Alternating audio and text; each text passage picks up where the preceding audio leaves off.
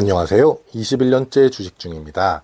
제가 배당금을 늘리는 투자를 하는 이유는 몇 가지가 있습니다. 그런데 가장 큰 이유는 분기 배당주를 이용하면 직접 내가 수량을 조절해 배당금을 확정받을 기회가 1년에 4번이나 있다는 것 때문입니다.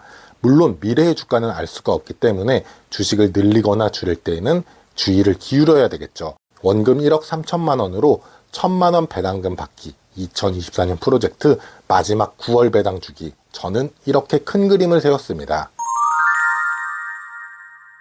저는 올해 1분기에 입금된 배당금은 346만 원, 2분기에 입금된 배당금은 104만 원으로 총 450만 원의 배당금을 받았습니다. 그리고 6월 말 배당 기준일까지 다소 무리를 해서 주식수를 늘려 마무리 지은 3분기에 예상되는 배당금은 301만 원이었습니다.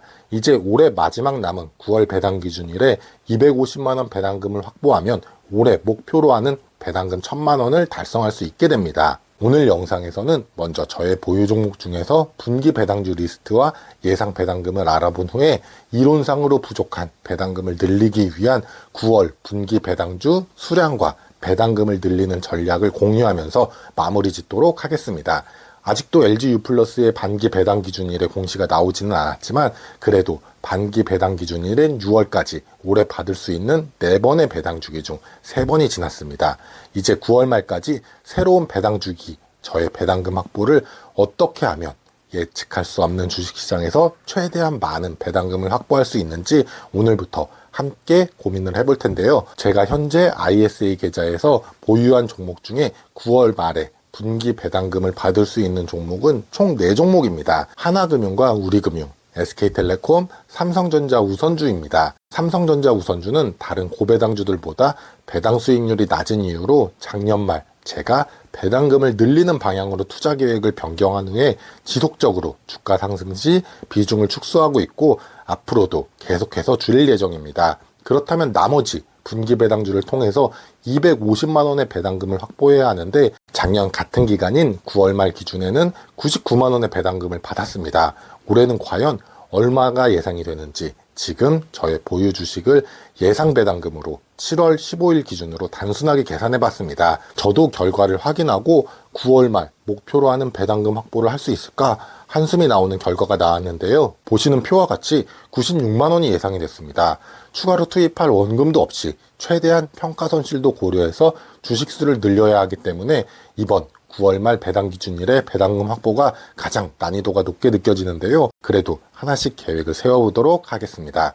일단 아직 시간이 많이 남았기 때문에 9월 말까지 해야 될 큰 틀을 몇 가지 세워봤습니다. 먼저 첫 번째로 9월 배당 기준일에 배당을 받을 수 없는 종목이 있죠. 그 수량을 줄여서 현금 비중을 만들 계획입니다. 더욱이 저는 2개의 ISA 계좌 중 안외 계좌를 9월 말 배당 기준일 종목 배당금을 받고 해지를 할 계획입니다. 저의 보유 종목 중 분기 배당주가 아닌 종목은 맥쿼리 인프라와 KTNG입니다. 이왕이면 높은 주가로 매도를 하고 싶지만 맥쿼리 인프라 같은 경우는 최근 유상증자 소문과 배당금 삭감 이슈로 분위기가 좋지는 않네요. 하지만 두 종목은 장기 관점으로는 이번 분기 배당 이후에 다시 주가의 추이를 보고 수량을 늘릴 계획은 변함이 없습니다. 두 번째 계획은 보유한 현금 비중을 분기 배당주 하락 시 비중을 늘릴 계획입니다. 저의 분기 배당주 보유 종목은 현재 21이동 평균선 위에서 머무르고 있지만 만약에 21이동 평균선 아래로 내려온다면 천천히 조급하지 않게 분할 매수를 해 배당을 받을 수 있는 수량을 확보할 계획입니다. 마지막으로 세 번째 계획은 두 번째 계획까지 늘려도 산술적으로 250만 원 배당금 달성이 어려워 보입니다. 따라서 지난 배당 주기 때 LG유플러스를 조커 종목으로 배당금 목적으로 투자했던 것처럼 지난 영상에서 알아본 분기 배당주 중 배당 수익률이 가장 높았던 종목 중 한 종목을 선택하여 배당금 목적으로 편입할 계획입니다.